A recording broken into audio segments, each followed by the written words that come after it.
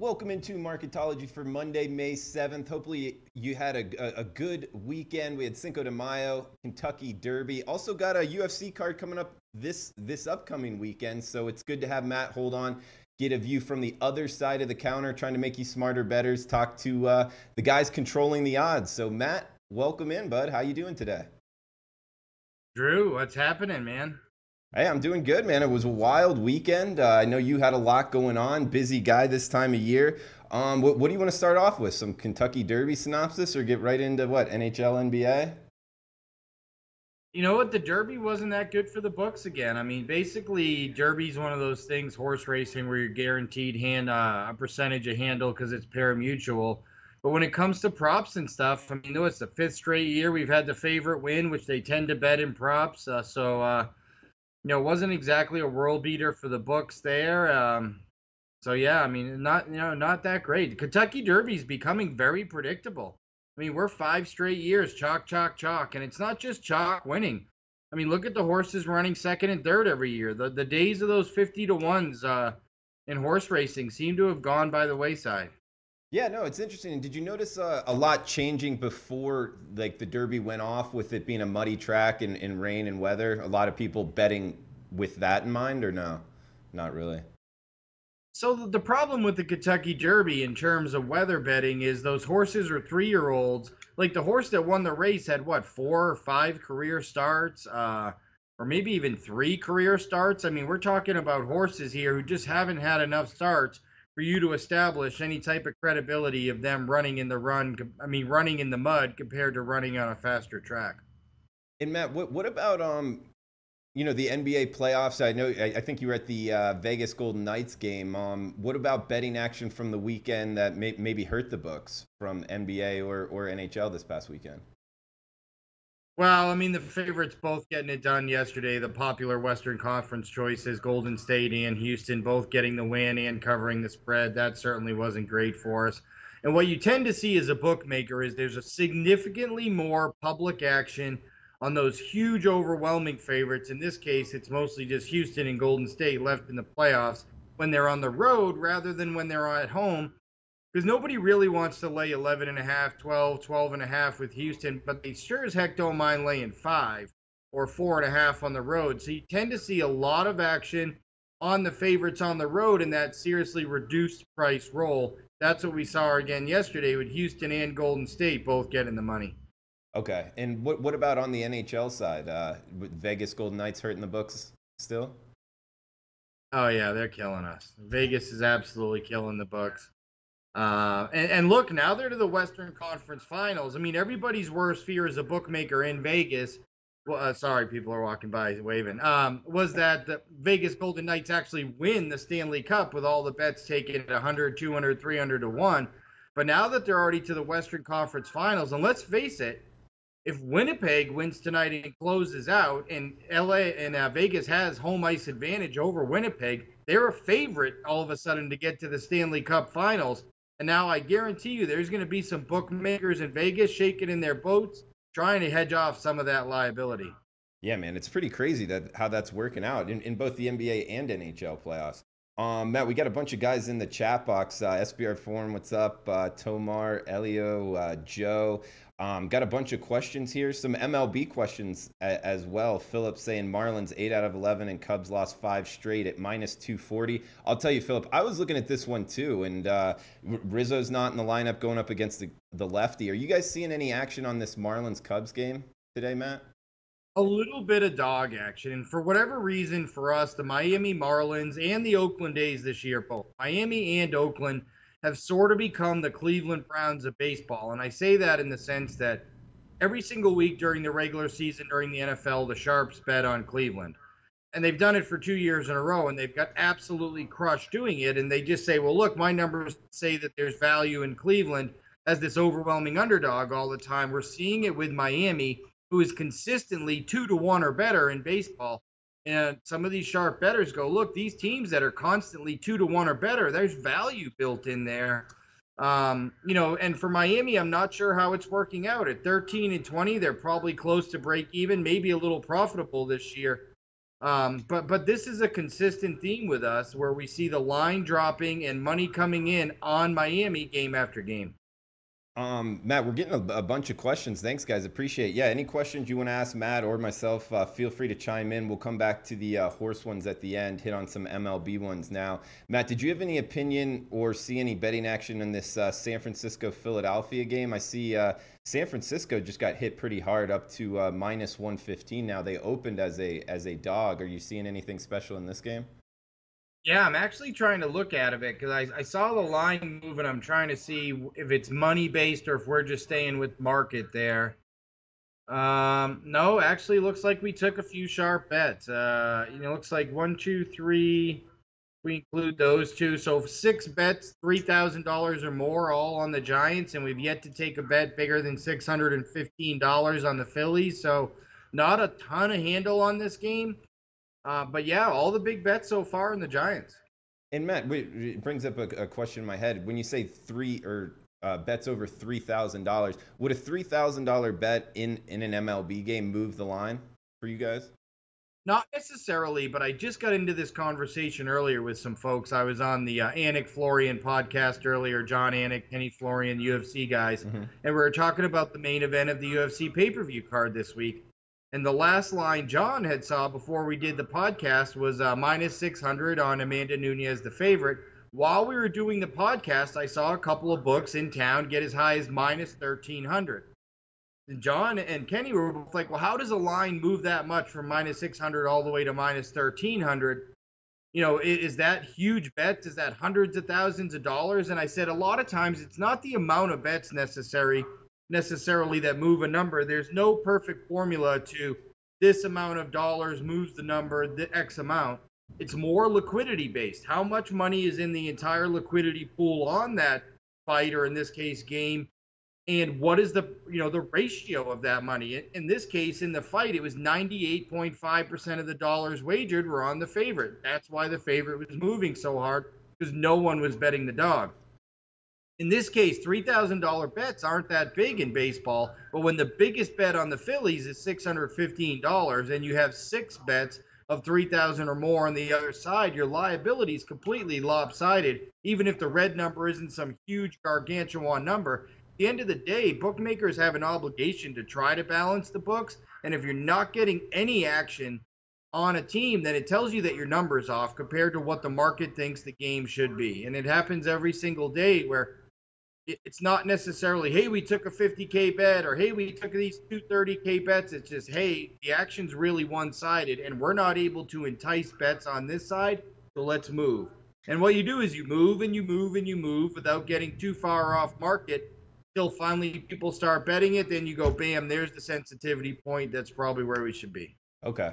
And Matt, how big of a bet would you take for an MLB game? Would you take 5,000? I don't know what they take now. So, I mean, look, limits are the hardest thing to explain, because if you're an established customer, say somebody's the biggest blackjack player at a casino, and we have an obligation to our casino partners, and they're an established bettor with us, they can basically bet whatever they want. If they want to come in and bet $1 million, they bet 100,000 a hand playing blackjack, and they bet with us plenty of times before, then they can bet whatever number they want. So limits aren't in reality. But when we talk about limits, we have to put it in this sense if we're really going to establish a betting limit. What is the guy walking in off the street that nobody's ever heard of and nobody knows, who wants to make a big bet for the first time? How much can he bet on a baseball game? And then here's the other part of it. So he can bet 20,000 a pop on baseball, but that doesn't mean he can only bet 20,000 per game. So if he wanted to bet the Giants now, he could bet the first 20. We can move the number. Now he can bet it again, but at a different number. Now he can bet another 20 at a different number. We'll move the number again. You still want it. Right. So basically, he could bet unlimited amounts of times. But at some point, how many times he bets kind of determines whether he's a sharp player or not, because a sharp player is never going to make that third or fourth bet, because at that point, the line would be too far off market and they could get a better price elsewhere. If they continue to bet, you have a good customer who's probably fairly square, or they have some insider information. Right. Okay. No, it's interesting you put it that way. Matt, in the scenario you said you have an obligation to your casino partners, and it's a huge blackjack player or whatnot, if they come and they bet a huge amount with you guys and you have to take it, will the casino take some of that risk with you guys, or no, it's all on you at CG Technology?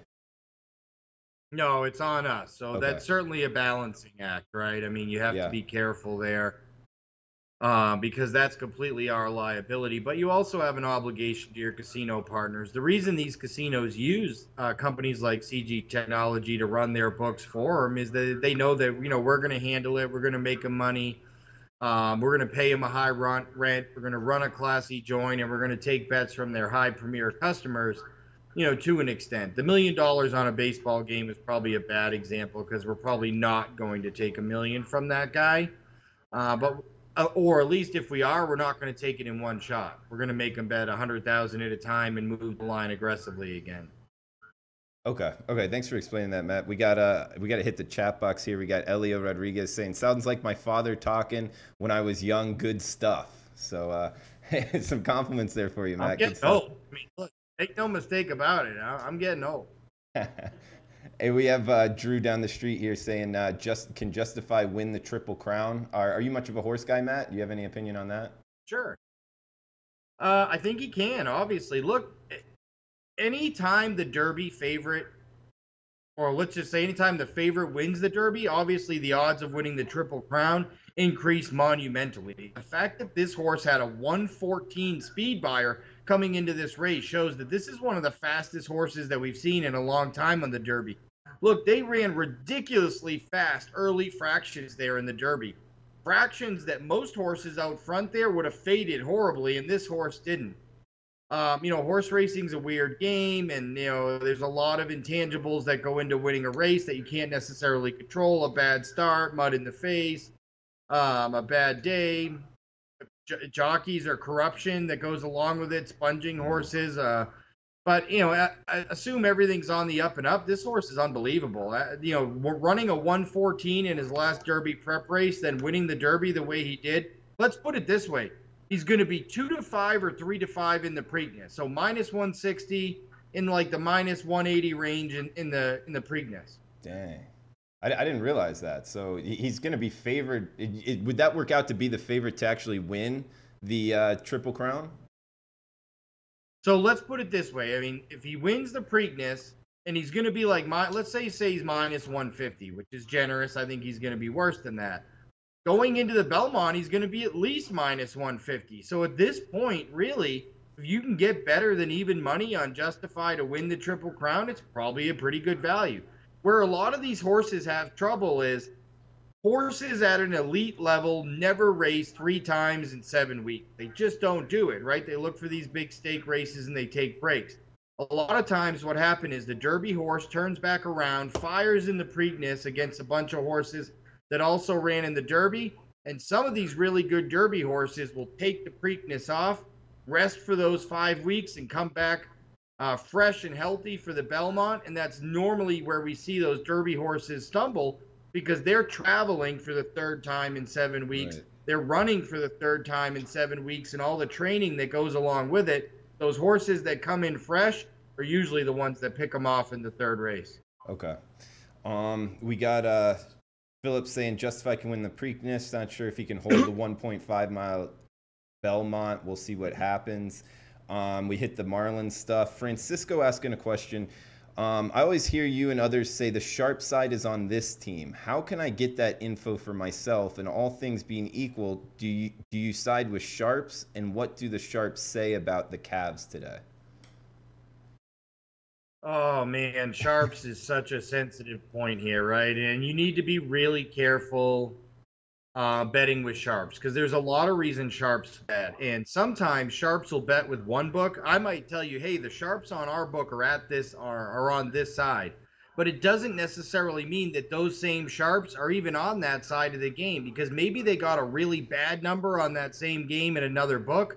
And we ended up being like the other side of the spectrum, and they're just trying to give themselves a middle, or they're trying to hedge off with the opportunity to push win or win-win, or they're scalping off. So you don't really know all the time because normally they don't scalp at the same book, right? You took plus 102 at one book, the line moved, now you can get plus 103 at another book, so you buy it off. So the whole idea of the sharps is look, obviously you'd want to be on the sharps. There's a reason they're labeled as sharp. That's probably because they're lifetime winners or have showed real acumen toward being on the right side of line moves. But overall, because I don't know why that sharp bet that side, I think getting that information and using it as your sole betting resource is a little bit dangerous. Yeah, and it's also, I think it's a, how much can you trust the sites that say the percentage wise, right? Because books don't always give especially the money out, right, Matt? How much money you're taking? None of them do in Vegas.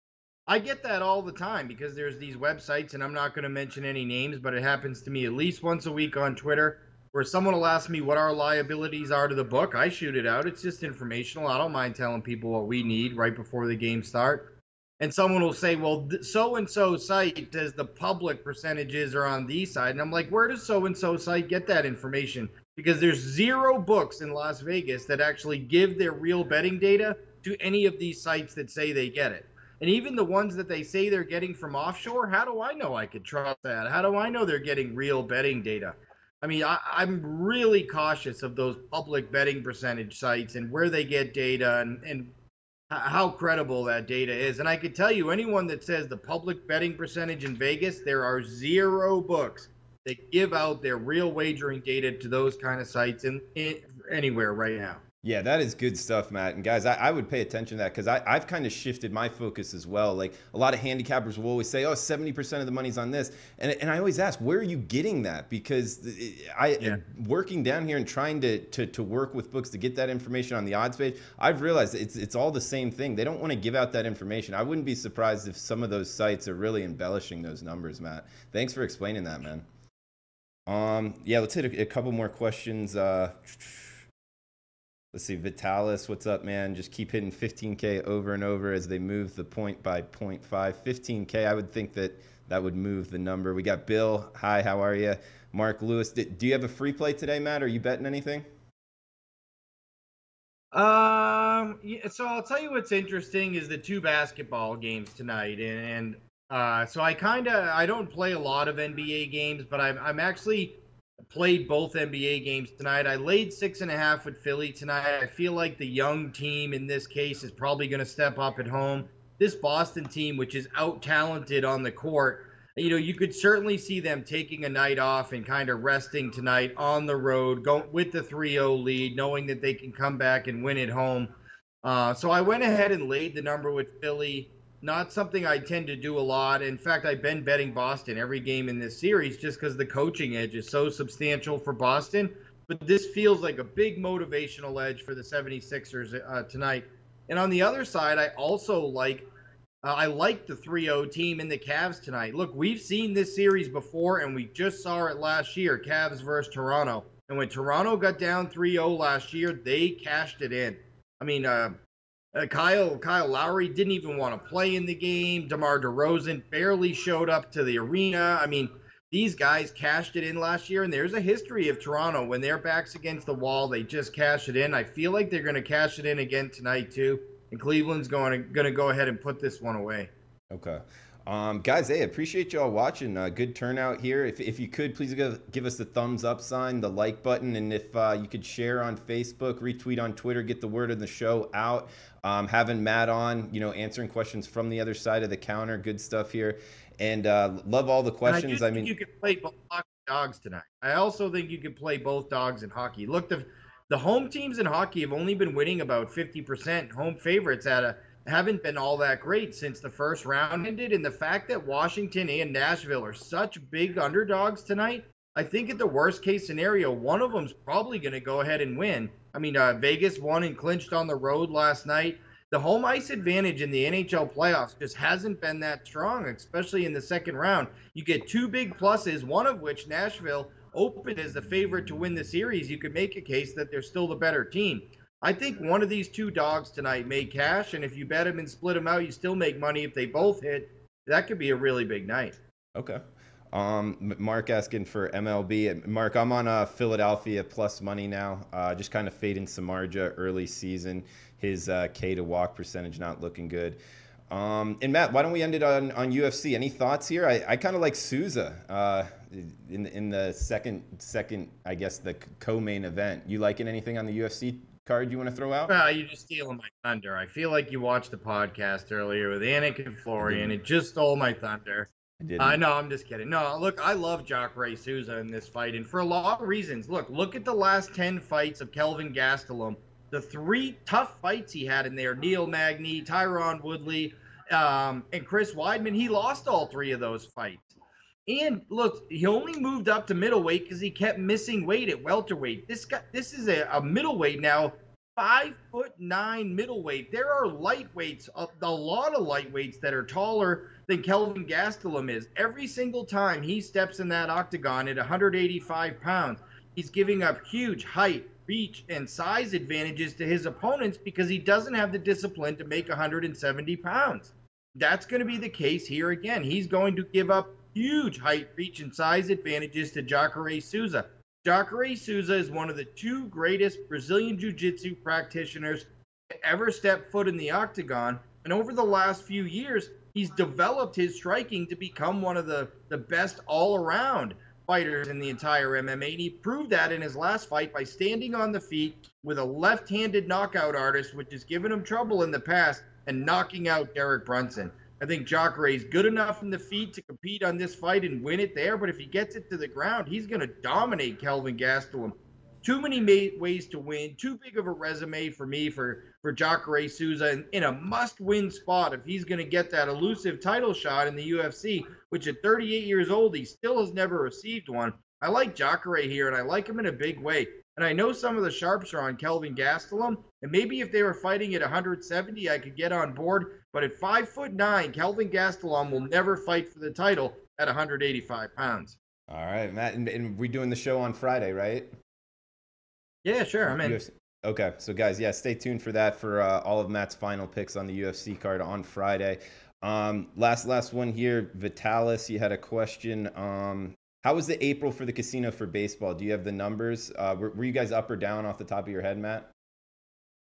I think we did pretty good. And really coming into the year, the teams that were so red hot with the bettors were the Dodgers, Houston, the New York Yankees. New York Yankees were the most heavily bet team in April. And, they kind of had an up and down April. They had that big win streak, but they followed it off by a sub 500 start to the season, which sort of got bettors off them a little bit. Then they went on that 9-game winning streak. So April wasn't bad. The Dodgers were terrible. Clayton Kershaw is yet to win a game, and now he's on the DL. The Yankees weren't very good. So, it hasn't been bad, really. Okay. And guys, asking about the UFC, we will have the show on Friday, so stay tuned and join us in the chat box as well. Matt, anything else you want to throw out before we shut this down? No, that's probably about it today. By the way, if anyone's curious, I am 1-0 in my fantasy baseball league, winning last week after finishing dead last year. All right, man. Congrats on that. He's Matt Holt. Great follow on Twitter at Matthew Holt VP. If you're not following him, you need to. Gives out a lot of great information. Matt, thanks for the time, and we'll be talking on Friday. Thanks, guys. Thanks, Drew. See you guys.